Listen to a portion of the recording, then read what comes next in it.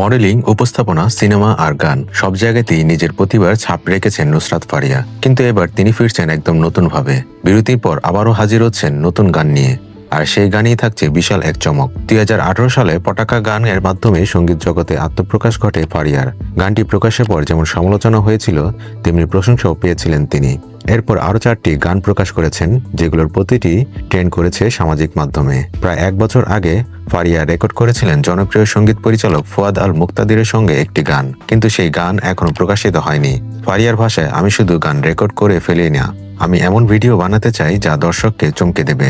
অর্থাৎ তিনি শুধু কণ্ঠে নয়, ভিজুয়াল দিকেও দিতে চান বিশেষ নজর। এই গানের ভিডিওর জন্য তিনি নিচ্ছেন বড় প্রস্তুতি, আধুনিক প্রোডাকশন, আন্তর্জাতিক মানের ভিডিও শুট আর থাকবে ভিন্নধর্মী কনসেপ্ট। ফারিয়া বলেছেন, একটি ভালো প্রজেকশনের জন্য অনেক মানুষের সমন্বয় লাগে।